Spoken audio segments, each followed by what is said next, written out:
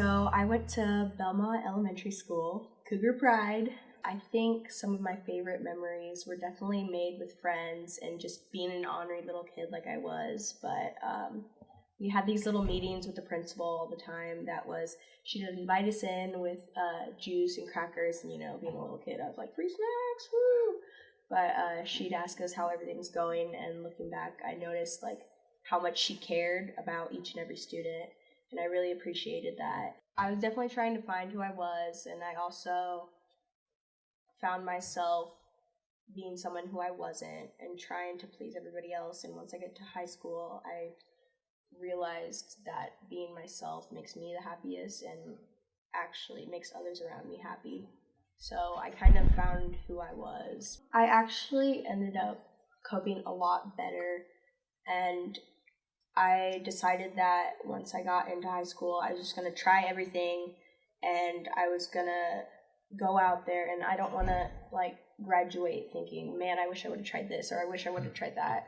And so I kind of filled my plate full of a bunch of different activities and was willing to put myself out there. So that was a lot of fun. I call them my family, the students around me, because we all bond and we come together, and there's been some hard times throughout the year, but we're always getting through them, and it's kind of shaped me who I am today, and I feel like it's made me a better person, and I always have that support system.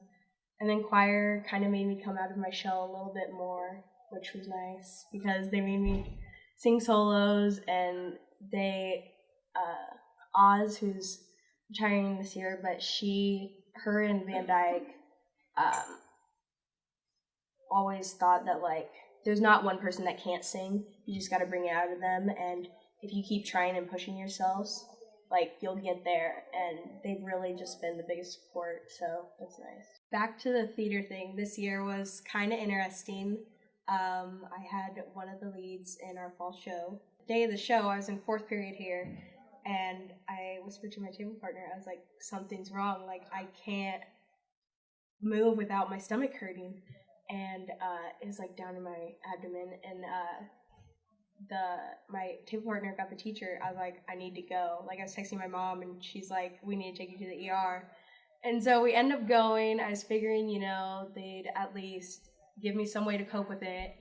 And it ended up being, hey, you have appendicitis.